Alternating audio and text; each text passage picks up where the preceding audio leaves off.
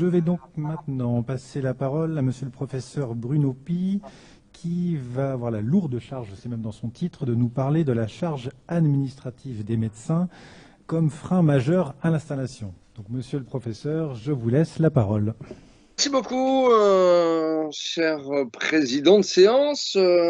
J'espère que le son est satisfaisant, que vous entendez mes propos. Oui, non, j'espère. Super. Alors, quelques mots pour d'abord vous remercier d'avoir pensé à inviter un professeur de droit pour aborder cette question. Et deux excuses de ma part, une troisième concernant l'aspect visio plutôt que présentiel, qui est toujours préférable quand on peut, mais on est habitué maintenant depuis quelques temps à travailler dans ce mode dit dégradé qui est la visio. Je vous prie de m'en excuser. Et d'autres excuses également. D'abord parce que j'ai rajouté au titre que vous m'avez confié un point d'interrogation. L'administratif de point frein majeur de l'installation, je pense que c'est une question. En tout cas, je l'ai pris comme tel et pas une affirmation. Et je vais essayer en quelques minutes, en compactant, en synthétisant un peu mon propos, eh bien, de vous expliquer comment j'ai analysé cette question et les éléments qui m'ont paru explicatifs du fait qu'on se la pose. Est-ce que l'administratif est un frein majeur de l'installation des jeunes médecins en France? Et il n'y a pas de mystère, je ne vais pas jouer le suspense, je vais essayer de vous démontrer que selon moi, l'administratif n'est ni la cause, ni la solution. C'est un des éléments du constat qu'on peut faire, mais évidemment pas seul, et c'est plurifactoriel, la désaffection de l'installation des jeunes médecins. Alors, je partirai du constat, en introduction du constat qui est fait par le président du Conseil national de l'ordre des médecins dans son rapport, en particulier au 1er janvier 2021, il y a un an. On a 312 000 médecins inscrits, une augmentation du nombre de médecins inscrits. Je crois que c'est important de commencer par ça. Ça a été dit tout à l'heure par Madame Blois, on n'a jamais eu autant de médecins inscrits à l'ordre des médecins qu'au 1er janvier 2021, et j'imagine que ça a encore augmenté en 2022. Et on ne va pas s'abreuver de chiffres, mais 312 000 en 2021, en 1939, ils sont 35 000 les médecins en France. 35 000, 312 000, on a presque décuplé en 2 générations, presque décuplé le nombre de médecins, et pourtant on en manque. Et on va voir pourquoi. Pourquoi on manque de médecins alors que le nombre a augmenté autant? C'est que la demande a augmenté beaucoup plus vite que l'offre. Et donc, il y a un gap, il y a un déficit d'offres de soins, toutes formules confondues, hospitalier public, privé et libéral. Concernant une analyse un peu plus fine, tirée toujours du même rapport du CNOM, très bien, il y a un peu plus de médecins chaque année. Pour l'instant, ça va se tarir dans les années à venir, mais pour l'instant, on continue d'augmenter. Oui, mais en interne, comment ça se répartit? Et là, on touche au sujet de la journée, à savoir une diminution progressive, plus de 10% de diminution en 10 ans de l'installation en libéral. Évidemment, il y a une désaffection des jeunes diplômés inscrits à l'ordre pour le libéral et une orientation prioritaire, privilégiée vers d'autres modes d'exercice que sont la fonction publique hospitalière, le salariat ou d'autres modes encore. On a donc désormais des libéraux qui représentent moins de la moitié des médecins en France. Le chiffre janvier 2021, c'est 41% des médecins qui exercent en libéral exclusif. Et donc, ce chiffre qui est en baisse constante et sur une tendance longue, c'est pas conjoncturel, etc. Les mêmes chiffres vont conforter les points de vue développés à l'instant sur la féminisation en particulier, puisque aujourd'hui, on est en termes d'installation à plus de 50%, en termes d'inscription à plus de 50%, 58% des femmes en primo-inscription pour 42% d'hommes. Donc ça, ce sont des points de départ. Il y a de plus en plus de médecins, mais de moins en moins en libéraux. Moins en moins en libéral. Qu'est-ce qu'on peut dire en introduction pour évacuer certaines causes qui ont été parfois présentées comme étant des explications. Nous, juristes, et on est dans le cadre d'une faculté de droit, vous me demandez d'intervenir en tant que prof de droit, nous avons entendu assez régulièrement l'idée que la judiciarisation, la multiplication des plaintes, des contentieux, voire des condamnations, serait une dissuasion qui empêcherait l'exercice de la médecine, les études de médecine, et surtout en libéral, puisque le médecin libéral serait tout seul face à ce harcèlement juridique des plaignants procéduriers, etc. Là, la réponse est claire et nette, c'est un fantasme, mais ça n'est pas une réalité. Il n'y a absolument pas d'inflation des procédures, il n'y a absolument pas d'inflation des plaintes, et surtout, il y a, en termes de condamnation, un risque juridique qui est extrêmement, extrêmement faible. Médecins en général, médecins libéraux en particulier, ne sont pas des professions à risque sur le plan juridique. Sur les 312 000 médecins inscrits à l'heure d'aujourd'hui, à l'heure où nous parlons, combien en prison pour un acte professionnel? Zéro. Zéro. Je ne reviens pas, et on a vu avec les étudiants de M2 des statistiques, des cas. Il y a de temps à autre des condamnations, oui, enfin, on n'est pas dans une profession à risque. Le risque juridique n'est évidemment pas une explication qui justifierait la dissuasion pour les médecins libéraux. Deuxième question, la question de l'argent, et puis la troisième question d'introduction sera la question de l'honneur. C'est pas la justice qui dissuade ou le contentieux, la judiciarisation, très bien. Est-ce que c'est l'argent qui dissuade parce qu'il y aurait une paupérisation, une diminution des revenus des libéraux comparés aux salariés, etc. La réponse est non. Là encore, les chiffres sont intéressants, ils sont publics. En moyenne, un généraliste en France gagne 90 000 euros par an, ce qui, même si on impacte les impôts et quelques charges, laisse un revenu en début de carrière de généraliste de plus de 4 500 euros net, et en fin de carrière, on est en moyenne à 7 500 euros. Évidemment, c'est plus qu'en tant que salarié, et ce sont des moyennes. Ce qui veut dire que certains ont des possibilités de gagner plus, et je parle que des généralistes, évidemment. Et puis nous savons, et on va en parler, et vous allez en parler, il y a aussi des dispositifs d'incitation de plus en plus nombreux. Je trouve que je dirige une thèse de Charlène Collet sur justement la liberté d'installation et les incitations. Et aujourd'hui, rien que la cartographie des incitations financières montre que tout le monde apporte des ressources à celui qui veut bien s'installer, surtout dans des zones défavorisées. Donc, c'est pas un problème de judiciarisation, c'est pas lié à l'argent. Aujourd'hui, un jeune qui s'installe en libéral est sûr de gagner sa vie, et bien gagner sa vie. Reste la question des honneurs, en disant oui, mais ça n'a plus aujourd'hui l'aura, on n'est plus un notable quand on est libéral. Peut-être. Peut-être, c'est sûr que passer de 35 000 à 300 000, ça quelque part, ça dévalue la notabilité du titre. Mais bon, on a essayé de créer des titres un peu plus ronflants, d'omnipraticiens, puis de spécialistes en médecine générale. Je ne pense pas que ce soit un problème de titre, puisque les mêmes, sans changer de titre, vont accepter dans un certain nombre de cas, vont choisir même d'être salariés dans une structure liée par un contrat de travail avec un devoir de subordination. Ok, ils gardent une indépendance dans l'exercice de l'art médical, enfin, ils deviennent un salarié lambda, là où pendant des siècles, c'était incompatible avec l'activité de médecin. Aujourd'hui, leur but, c'est pas d'être notable du village, c'est plutôt, statistiquement, d'être salarié dans une structure soumise au droit du travail. Donc c'est pas la justice, c'est pas l'argent, c'est pas l'honneur. Que peut-on dire du poids administratif, la charge administrative? Eh bien, juriste indécrottable, je diviserai mon propos en deux temps. Il y a d'abord la charge administrative et l'aspect quantitatif de la mesure du poids administratif concernant le libéral, et puis évidemment dans un deuxième temps l'aspect géographique.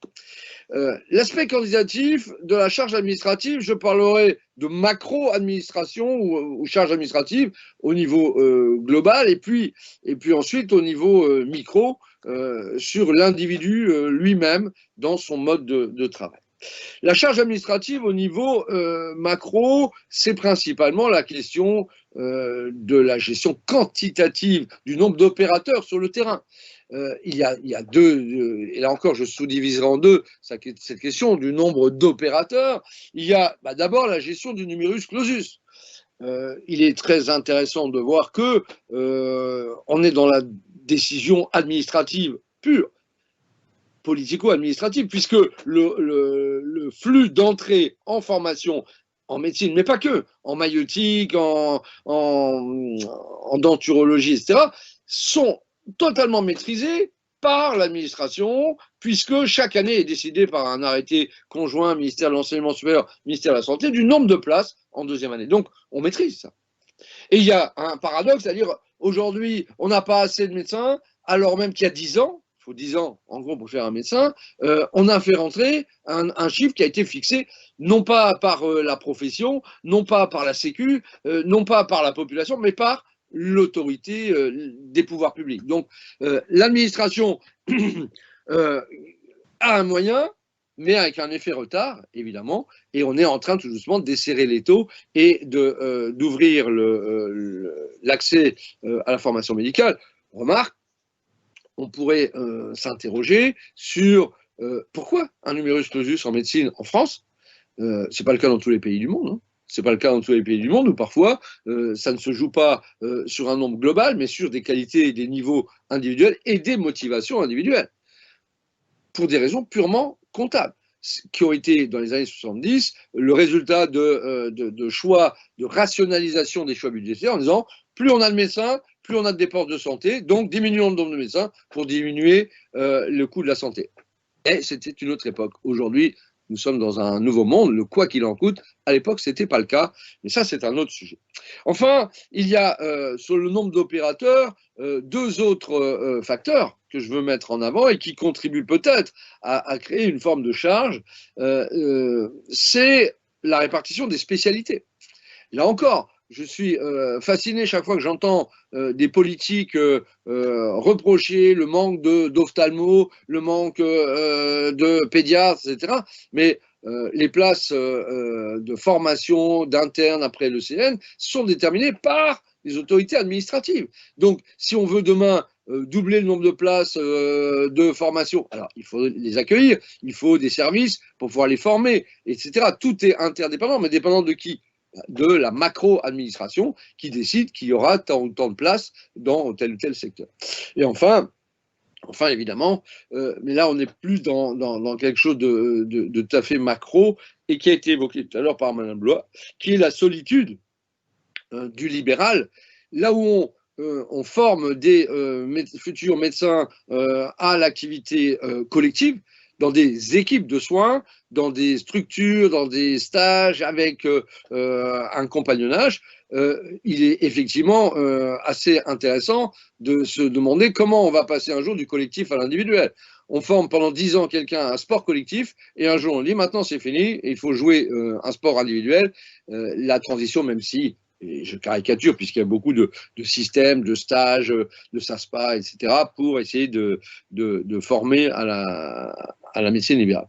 Et puis, il y a aussi au niveau micro, les questions, et là je vais faire court, les questions de l'organisation administrative du travail individuel du libéral avec, eh bien oui, aujourd'hui, en termes de journée de travail, de semaine de travail, de planning annuel, eh bien des choix générationnels qui ne sont pas les mêmes que les choix de la génération de leurs parents ou de leurs grands-parents. Aujourd'hui, c'est clair, 70 heures par semaine, les jeunes libéraux ne le souhaitent pas. Au passage, je rappelle que c'est le propre de la médecine libérale. Il n'y a pas très longtemps, je rencontrais un médecin libéral âgé qui me disait « Mais oui, moi, les 35 heures, je les fais 2 fois par semaine. Vous ne pouvez pas comprendre, monsieur Pi, vous êtes fonctionnaire. » Ce à quoi je lui ai répondu « Mais parce que vous le voulez bien. Vous travaillez 70 heures par semaine parce que vous le voulez bien. » Et il m'a regardé avec des yeux effarés, comme si je l'avais insulté. Je lui ai dit « Mais vous êtes libéral. Le propre du libéral, c'est de choisir son mode de travail. » Je connais des médecins ou des kinés qui travaillent que sur rendez-vous, d'autres qui ont des plages d'accès libre sans rendez-vous. J'en connais qui travaillent jamais avant 10 heures le matin, d'autres qui travaillent jamais le samedi, d'autres qui prennent, et ainsi de suite. Il m'a dit « Mais j'ai pris qu'une semaine de vacances l'an dernier. » Je lui ai dit « Vous le voulez bien. » Je connais des médecins qui partent une semaine toutes les 6 semaines. C'est un choix. L'organisation du travail est un choix, c'est pas un poids. C'est un choix. En revanche, la pression de la patientèle, oui, peut être importante. Le fait qu'il y ait des gens qui appellent, qui viennent sonner à la porte du cabinet à 22 heures, peut-être. Maintenant, on verra que dans les solutions Doctolib empêche ce genre de choses, mais ça sera tout à l'heure en deuxième tour. Est-ce que pour finir cette première partie un peu au galop, pour essayer de tenir au maximum les délais, puisque j'ai déjà dépassé 11 heures, est-ce que le droit et le poids des charges juridiques sur le libéral peuvent être dissuasifs? Je ne le crois pas, mais on peut, si on veut, à la marge, aller chercher des exemples pour donner peut-être des illustrations. Je pense en particulier, je le fais court, à l'article 1106 du Code de la santé sur la personne de confiance, créé en 2002. En 2016, il a été mis à la charge des médecins traitants, donc des médecins libéraux, le fait d'informer le patient, de solliciter le patient pour savoir s'il était au courant de ce qu'était la personne de confiance et les moyens de la désigner. Typique d'une loi qui crée une charge à des médecins qui ne sont même pas au courant, qui n'ont jamais été formés, ils ne savent même pas ce que c'est que la personne de confiance, et pourtant la loi dit c'est une mission nouvelle, et effectivement on a tas de nouvelles missions qui proposent sur les épaules du médecin libéral, sur la diététique, sur les dépistages, sur la santé publique, sur la personne de confiance, sans qu'on leur ait donné ni la formation, ni la rémunération, parce qu'il faut un petit peu à un moment ou à un autre parler d'argent. Pour le médecin libéral, le paiement est à l'acte. C'est une consultation à 23 €. Qu'elle dure 5 minutes, 10 minutes ou une demi-heure, c'est le même tarif. Et donc, quand on lui ajoute des charges, quelque part, c'est de l'argent qui s'en va si on respecte les impératifs. Aspect géographique, il y a des freins, il y a des accélérateurs. Les freins, on va parler un tout petit peu de la cartographie, et puis ensuite on parlera des incitations géographiques. Les freins, sur le plan de la cartographie, il suffit de revenir aux fondamentaux. Il y a une carte de France des professionnels de santé. Bien. Puis il y a une carte de France des malades. C'est pas les mêmes. C'est pas les mêmes. Il y a des endroits où on a des malades et pas de médecins, des endroits où on a des médecins et pas de malades. Je reprends ce que j'ai dit aux étudiants quand je les ai rencontrés, parce que moi, ça m'a marqué. Si vous prenez la bande de territoire entre Nice et Perpignan sur 50 km, la Côte d'Azur, vous avez autant de dermatos entre Perpignan et Nice que dans le reste de l'Europe. C'est comme ça. Pourquoi? Parce que c'est la liberté d'installation. Liberté qui fait que quand on a une liberté pour aller exercer sa profession avec sa famille, eh bien, on va vers des endroits qui plaisent, qui attirent. Et en France, à l'heure actuelle, et depuis 30 ans, quelles sont les deux villes qui gagnent plus de 800 habitants par mois? C'est Nantes et Montpellier, la façade atlantique et le sud, globalement. J'habite dans une région Est, Grand Est, où on a une diminution de la démographie. Quand les gens peuvent, on n'est ni près des montagnes, ni près de la mer, eh bien, ils vont plus loin. Sur le plan professionnel, au-delà des mobilités classiques, sur le plan professionnel, se joue en plus une autre pesanteur qui vient de l'autre côté de la frontière, c'est qu'on a des attirances qui vont appauvrir notre région, là je parle de régional, et sur la cartographie ça joue, c'est le Luxembourg. Aujourd'hui, dans le département de la Meurthe-et-Moselle, celui dans lequel se situe Nancy, eh bien, le nord de la Meurthe-et-Moselle est frontalier.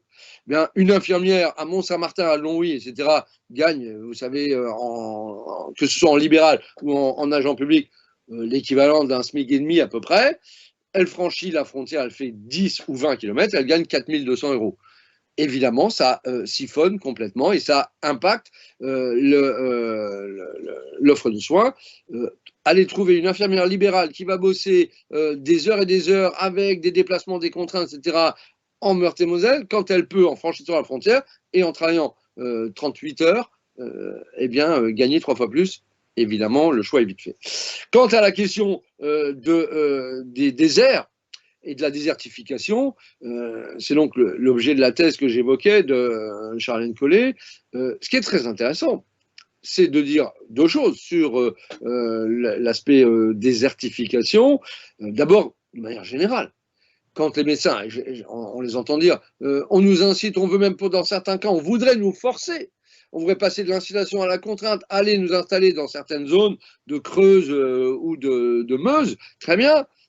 Mais il y a un paradoxe, c'est que l'État à fermer la poste, la banque, enfin pas la banque, mais la gare SNCF, tous les services publics, et alors que l'État se désengage, ça serait aux libéraux, qui par définition ne sont pas sous contrainte dans leur statut, d'y aller. On ne peut pas déshabiller les services publics et en même temps imposer aux médecins d'y aller. Il y a un paradoxe. Deuxième remarque, concernant cette hypothétique contrainte, eh bien, d'abord, sur la désertification, il n'y a pas que les médecins qui font défaut dans certaines zones. C'est exactement le même problème que l'on rencontre au sujet des vétérinaires. Alors qu'on a un numerus clausus conforme des vétérinaires, eh bien aujourd'hui les régions, en particulier agricoles, n'ont plus de vétérinaires. Parce qu'ils sont où? Ils sont en ville à soigner des chiens-chiens et des chats-chats, et pas la nuit à 3 h du matin au fond de la Corrèze à aider une vache qui a du mal à véler. Ce sont des choix liés à la liberté d'installation. Attention, on a un contre-modèle. Nous les juristes savons bien que avocat, liberté d'installation, il y a des zones où il n'y a plus d'avocats. On a dû fusionner le barreau de la Drôme et de l'Ardèche parce qu'il n'y avait plus assez d'avocats. En revanche, à Lyon, il y a un excès d'avocats. Liberté d'installation. Mais il y a un contre-modèle à la liberté d'installation, et c'est à ça que je vais en venir, c'est que c'est peut-être la pression administrative au sens le plus large qui revient, c'est la non-liberté et la contrainte quant à l'installation.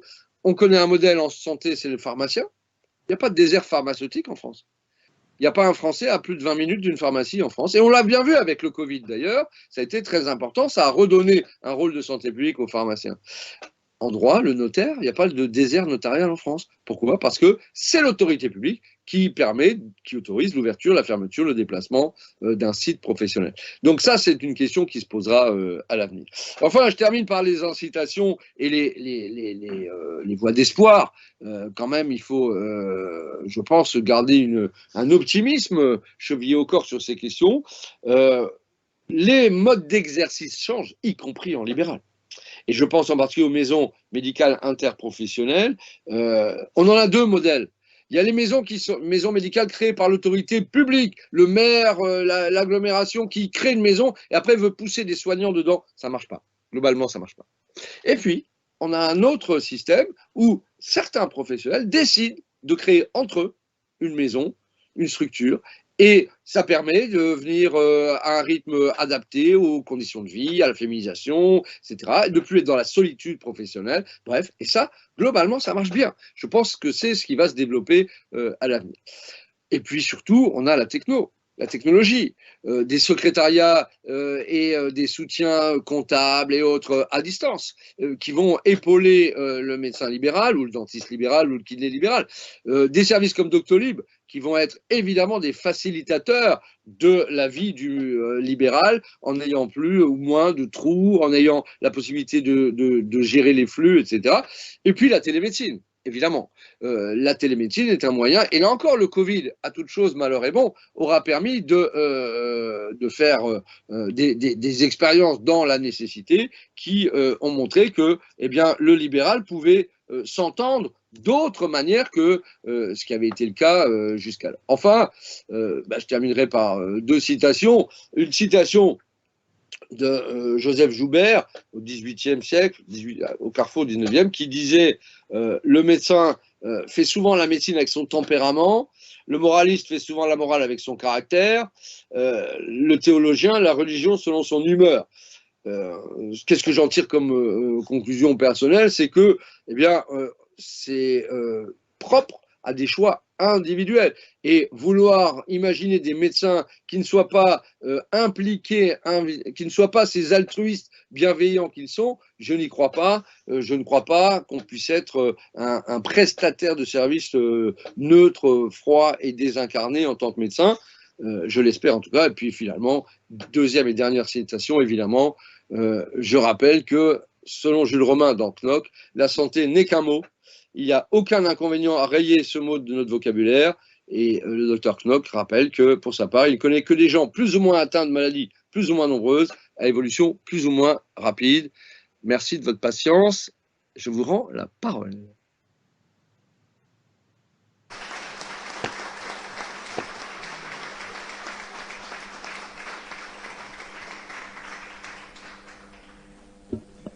Merci, monsieur le professeur, pour cet exposé brillant. vraiment, et qui replace, on va dire même, on est dans les déserts médicaux, donc l'église au milieu du village. Donc peut-être y a-t-il des questions dans la salle sur cet exposé? Oui, des questions, donc on va donner les micros aux intervenants. Oh, pardon, excusez-moi. Alors, j'essaye juste pour voir, ça fonctionne bien? Ok. Oui. Bonjour à tous et à toutes. Morgane Caillot, je suis interne de médecine générale dans la région. Merci déjà beaucoup pour votre exposé qui est très intéressant et je vois que vous maniez l'humour avec beaucoup de brio, ce qui permet aussi de mieux engranger les apprentissages. C'est quelque chose qu'on nous apprend, nous, en tout cas en médecine. J'ai quelques questions à vous poser. La première chose concernant la charge administrative, il y a des données qui ont été publiées par notamment des groupes mutualistes sur le nombre d'heures de travail avec comparativement le nombre de temps administratif en médecine libérale. Ainsi, pour 50 heures de travail, il y aurait 10 heures consacrées à de l'administratif pur, ce qui veut dire qu'un cinquième du temps serait consacré à faire du travail administratif et non du travail médical en médecine libérale. Je voulais savoir si vous aviez eu accès à ce chiffre et à qu'est-ce que vous en pensiez concernant le devenir des jeunes médecins, puisque c'est quelque chose qui a été fait quand même dans les années 2010, donc qui est plutôt récent. La deuxième chose, vous avez parlé du paiement à l'acte, qui est le traitement majoritaire que l'on a en exercice libéral. Toutefois, il y a également des forfaits qui existent, le forfait patientèle, il y a aussi le forfait avec la ROSP, qui est un forfait qualité. Il y a d'autres forfaits qui existent et on remarque dans les différentes enquêtes qu'il y a une diminution de la part à l'acte pour une augmentation de la forfaitisation, et notamment dans une recherche d'amélioration de la qualité des soins. On remarque aussi qu'il y a une différence entre les nouvelles missions que vous avez nommées, par exemple la personne de confiance, et on voit que certains syndicats de médecins, notamment, demandent des revalorisations par des forfaits, non plus par des actes, ce qui est quand même quelque chose de novateur, en incluant ces nouvelles missions. Or, ce n'est toujours pas le cas. Est-ce que c'est au pouvoir public de régler ça? Ça, c'est une autre question. Et pour continuer là-dessus, ça, c'est plutôt une expérience personnelle. À force d'avoir des parents qui me demandent des certificats médicaux pour des enfants malades. Et afin que tout le monde le sache, parce que c'est vrai que c'est une loi qui est très peu connue et apparemment également des enseignants, depuis 1976 et rappelé dans une circulaire de 2004, il n'y a plus de nécessité normalement de faire des certificats médicaux hors maladies très particulières. Cependant, on remarque qu'on a toujours cette demande. Est-ce que ce ne serait pas aussi un problème d'administratif et qu'en réglant ça, on puisse libérer enfin du temps médical? Quelques éléments de réponse. D'abord sur la quantification de la charge administrative. Qu'est-ce qu'on met dans charge administrative? J'entends parfois des médecins me dire que le fait de rédiger un certificat, pour eux, c'est de l'administration. Et on va y venir, puisque vous l'avez évoqué, non. Ça fait partie des obligations déontologiques du médecin qui doit à son patient tous les éléments, tous les documents. Et si on va par là, est-ce que l'établissement de la prescription médicamenteuse ou hospitalière ou de transport, c'est de l'administration? Et certains médecins vont dire, bah oui, c'est de la paperasse. Dès lors que c'est de la paperasse, je ne fais pas de médecine. Mais à ce moment-là, il faut être dans une logique où le médecin n'est qu'un clinicien point barre, qui fait que du diagnostic et de la prise de décision thérapeutique, tout le reste étant de l'administration. La gestion des rendez-vous, soit il délègue ça à un secrétariat, soit il le gère. C'est une partie qui est importante également. Sur les forfaits, je vais vous titiller un petit peu parce qu'il faut être prudent avec les forfaits. Et je pense en particulier à une époque où, pour que les médecins soient incités à télédéclarer et à ce qu'on diminue, pour un jour faire disparaître le papier, la feuille de soins, eh bien, un budget a été accordé à chaque médecin libéral de 5 000 € pour s'équiper en informatique, pour pouvoir correspondre en télédéclaration avec la Sécu. Et on s'est rendu compte que, en termes d'utilisation des budgets, etc., 40% seulement des médecins ont utilisé cette somme pour de l'informatique. Les autres étaient ou déjà équipés, ou bien ils l'ont utilisé à un autre but. Et donc, attention, on peut parfois, par des petits coups d'aide financière, essayer d'épauler. Je parlerai de l'assurance responsabilité civile, c'est un autre sujet, et à mon avis, c'est une gigantesque manipulation nationale. Mais là, c'est un dernier point. Enfin, sur la question du certificat pour l'école, les médecins qui sont bien informés et qui lisent le bulletin de l'ordre en particulier ont une affiche qui est prête depuis 1976, qui a été effectivement rappelée en 2004, qui peut être affichée en salle d'attente en disant il n'est pas besoin d'un certificat pour un enfant qui a gardé la chambre 2 jours ou 3 jours. Un document signé des parents qui disent mon enfant a gardé la chambre suffit pour la réintégration à l'école. Point. Des institutions qui nous gouvernent en France. Et moi, je le vis quotidiennement, l'Ordre des médecins, l'ARS, la CPAM. Rien que sur un transfert d'Ordre des médecins, je l'ai vécu avec un professeur d'université, ça a mis 3 mois, c'est remonté à Paris, on n'a pas su pourquoi. Et là, j'aime beaucoup les avocats parce que du coup, je les utilise pour faire avancer les dossiers. Mais sur un simple transfert, pour quelqu'un qui accepte d'aller en zone rurale, et on ne parle pas de la barrière européenne, on parle d'un médecin français à diplôme français, ça met déjà 3 mois. On se dit, il a un RPPS, tout va bien, il peut exercer. Mais non, parce que transfert de dossier, c'est-à-dire il se désinscrit dans un département pour s'inscrire dans un autre. Ça, c'est l'aspect vraiment administratif. Et en attendant, tant qu'il n'est pas reconnu auprès de la CPAM du secteur où il va exercer, ces patients ne peuvent pas être remboursés. Donc, juridiquement, il peut exercer. Techniquement, une fois sur le terrain, il est bloqué. Donc, est-ce qu'on ne pourrait pas voir les choses différemment ? Alors, sur les lenteurs administratives, moi je peux que valider votre analyse. Il y a de temps en temps des lenteurs qui sont inexplicables. Il n'y a pas que dans les administrations que vous avez citées. On pourrait discuter, vous avez parlé des avocats, on pourrait parler des rapports avec la justice, et d'ailleurs des liens entre la justice et la santé, parce que quand un médecin est condamné pénalement, par exemple pour des questions de mœurs, le temps que la condamnation définitive soit transmise à son ordre, etc., il a pu travailler pendant 6 mois alors qu'il a été condamné pénalement. Et là encore, on pourrait s'inquiéter de cette lenteur. Après, je pense qu'il y a, outre des lenteurs qui sont liées aux institutions et qui sont structurelles, il y a aussi des blocages ou des inerties individuelles. Et là, je vais me faire l'avocat du diable. Je ne suis pas avocat, mais je veux dire que dans les rapports aux médecins libéraux ou hospitaliers, il y a parfois des documents dont on a besoin et qu'on va mettre 3 mois à obtenir, parfois qu'on va devoir exiger par voie d'avocat, en particulier je pense à des copies de dossiers, et on va avoir à Nancy dans un mois un colloque sur les 20 ans de la loi Kouchner, dans lequel le directeur de la PHP, directeur juridique de la PHP viendra nous expliquer que c'est l'essentiel du contentieux, c'est les médecins qui ne répondent pas à l'obligation légale de fournir des documents, médecins libéraux. Donc, alors, ils vont nous dire, oui, mes charges administratives, mes choses à faire, ma salle d'attente est pleine. D'accord. Mais enfin, ça crée aussi des lenteurs pour des patients, pour parfois des intérêts qui peuvent être considérables. Donc oui, ça ne va jamais assez vite. Oui, aujourd'hui, et je finirai sur une formule, puisque vous avez la gentillesse de dire que j'étais passionné, aujourd'hui, le temps, c'est de l'urgent. Tout le monde est dans l'urgence. Oui, bonjour monsieur le professeur. Ma question est à la frontière du droit et de la statistique. En démographie, on sait que, par exemple, quand la population française est tant de millions d'habitants en 1980 et qu'on en connaît le taux de croissance, on peut augurer qu'en 2020, il y aura tant d'habitants, sauf cataclysme, etc. Et pour la démographie médicale, c'est la même chose. Si on dit il vous faut tant de médecins par habitant, eh bien, si la population française est de 60 millions d'habitants en 2020, il nous faudra tant de médecins. Sachant qu'il faut tant d'années pour former un médecin, ben, on ajuste le numerus clausus en fonction de l'année considérée pour avoir le... Bon. Comment se fait-il qu'on arrive maintenant à une situation... Alors vous avez dit que c'était de la décision administrative pure, mais comment se fait-il qu'on arrive maintenant à une situation où l'on doive fermer en pleine pandémie, fermer des lits d'hôpitaux parce qu'on manque de médecins? Demande qui a explosé et qu'aujourd'hui on en est à en moyenne de 10 actes médicaux par Français et par an. Là où vos grands-parents probablement n'avaient pas un acte médical par an. Et donc, si on prend un domaine, par exemple, qui est celui de l'imagerie médicale, aujourd'hui, si vous avez mal au dos, on va vous faire au minimum une radio, peut-être une écho, voire un scanner. Si vous avez des douleurs récurrentes après tout ça, on va vous faire passer une IRM. Et c'est autant d'actes médicaux qui mobilisent plusieurs acteurs de la chaîne, etc.